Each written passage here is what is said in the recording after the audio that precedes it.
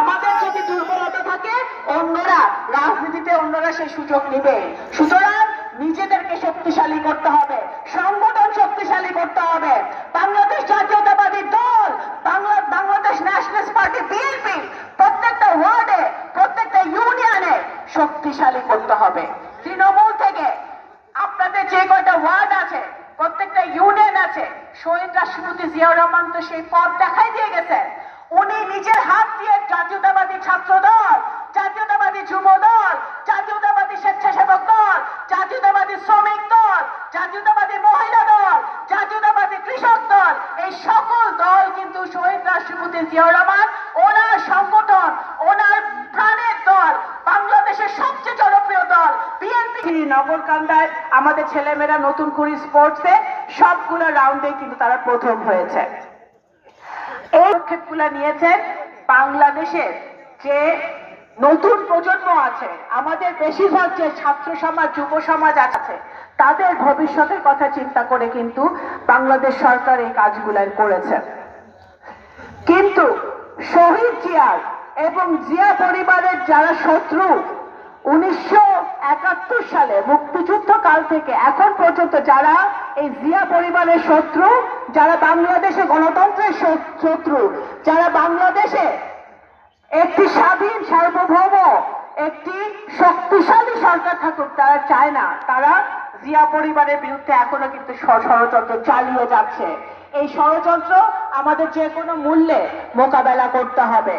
কারণ আমরা 1-11 সময় শুনেছিলাম -2 কারা কারা নাকি করতে চেয়েছিল 1-11 সময়।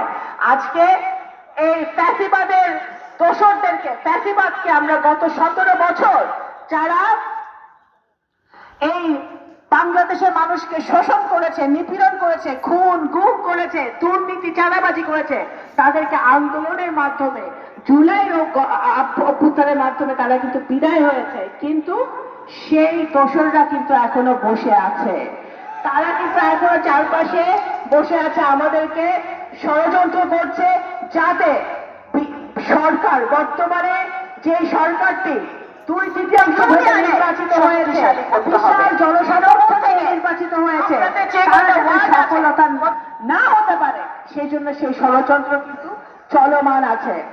এবং 71 সালে পরাজিত জাতীয়তাবাদী যুব দল, জাতীয়তাবাদী স্বেচ্ছাসেবক দল, জাতীয়তাবাদী শ্রমিক দল, জাতীয়তাবাদী মহিলা দল, জাতীয়তাবাদী কৃষক দল, এই সকল দল কিন্তু শহীদ রাষ্ট্রপতি জিয়াউর রহমান ওনার সংগঠন, ওনার প্রাণের দল, বাংলাদেশের সবচেয়ে জনপ্রিয় দল বিএনপি।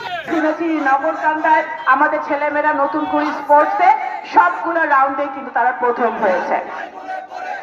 এই পদক্ষেপগুলো নিয়েছেন বাংলাদেশের যে নতুন প্রজন্ম আছে, আমাদের বেশিরভাগ যে ছাত্র সমাজ যুব সমাজ আছে, তাদের ভবিষ্যতের কথা চিন্তা করে কিন্তু বাংলাদেশ সরকার এই কাজগুলো করেছে।